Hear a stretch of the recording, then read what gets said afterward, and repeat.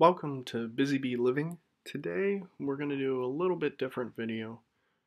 This actually is a very touching piece. Two people involved in this really meant a lot to me, especially not only in woodworking but personally in my development as a young man. Now the cross that I'm using here as a template was made by Mr. Walko, and he did quite a few of these. And he was a local woodworker in my family church who passed away a few years back. And actually, he was the reason why I really got back into woodworking. We can get back to that story in a little bit. But another touching piece about this is where this cross is going to end up. My grandfather, I lost him a few years ago as well. And this scroll saw was actually the original tool in his shop that he started to teach me how to do woodworking.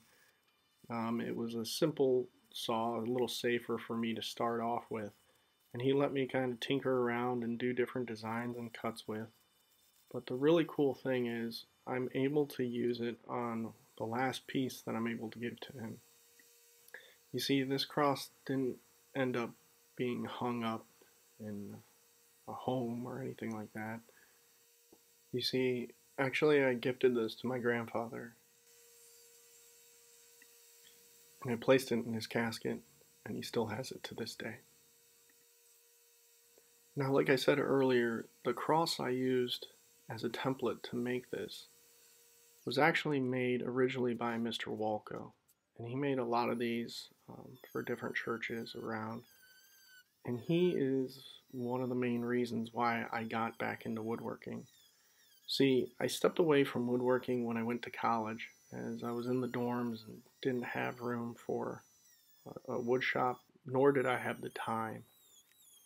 But after he passed away, the church that we attended needed some icon stands that he had made in the past replicated.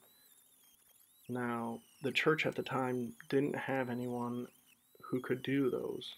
But my dad went ahead and told them that he knew somebody that could do it. And he came to me and approached me and asked if it was something I would be able to do.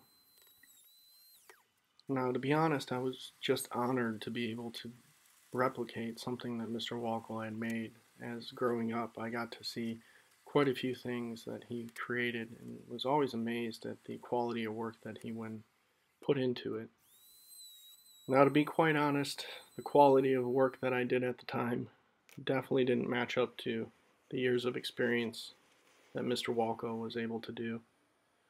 But I was honored just to be able to do it, and those icon stands are still featured in the church right next to his.